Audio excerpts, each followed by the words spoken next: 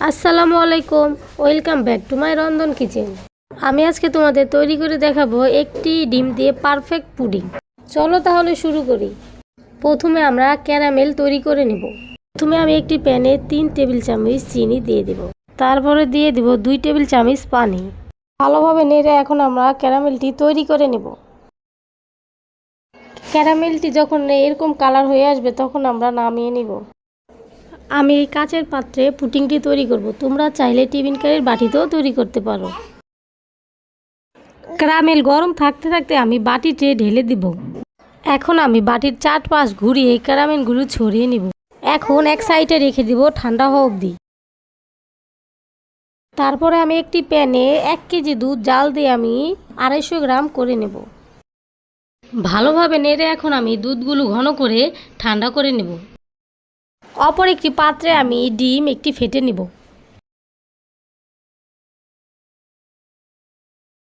এরপরে দিয়ে দিব 4 চামচ চিনি। তোমরা কম বেশিও করতে পারো স্বাদ অনুযায়ী।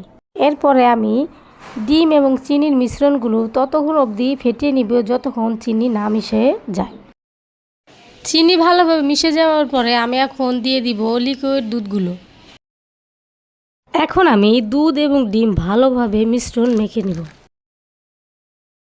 এরপর আমি দিয়ে দিব সামান্য পরিমাণ লেবুর রস এবং লবণ। এখন আমি পাতলা একটি সুতির কাপড় দিয়ে মিশ্রণগুলো ছেঁকে নিব। আমার কাছে মনে হয়েছে যে সুতির কাপড় দিয়ে ছেঁকে নেওয়াই বেস্ট, তবে তোমরা চাইলে ছাঁকনি দিয়েও ছেঁকে নিতে পারো। দেখতে পেয়েছো কতগুলো লাম্পস বের হয়েছে? তোমরা যদি পুডিংটাকে স্মুথ চাও তাহলে অবশ্যই ছেঁকে নিতে হবে। এখন আমি একটি পাত্রে সুতির কাপড় বিছিয়ে নিব। তারপর ওই কাচের পাত্রের মধ্যে আমি ঢেলে দিব দুধের মিশ্রণগুলো। অপর একটি বাটি দিয়ে আমি কাচের বাটিটাকে ঢেকে দেব। এখন আমি কাচের বাটিটি কড়াই বসিয়ে আমি পানি দিয়ে দিব। দিয়ে ঢেকে দিব 10 মিনিটের জন্য। পানি যেন পুডিংয়ের ভিতরে কোনোভাবে না ঢুকতে পারে, এর জন্য আমরা সতর্কভাবে পুডিংটি তৈরি করব। ফিরে এলাম 10 মিনিট পরে। এখন ঢাকনাটি উঠিয়ে আমি একটি কাঠির সাহায্যে চেক করে নেব। কাঠিটি একদম ফ্রেশ বেরিয়েছে, তার জন্য এখন আমাদের পুডিংটি তৈরি। এখন নামিয়ে আমরা 1.5 থেকে 2 ঘন্টার জন্য নর্মাল টেম্পারেচারে ফ্রিজে রেখে দেব। ঠান্ডা হয়ে যাবার পরে আমি একটি ছুরির দ্বারায় পুডিংগুলো আলগা করে নেব। প্লেটে ঢেলে নেব। দেখো বন্ধুরা, পুডিংটি কত সুন্দর তৈরি হয়ে গিয়েছে। তোমাদের যদি পুডিং খেতে ইচ্ছা করে তাহলে তোমরা ঝটপট মাত্র 10 মিনিটে তৈরি করে ফেলতে পারবে একটি ডিম দিয়ে পুডিং।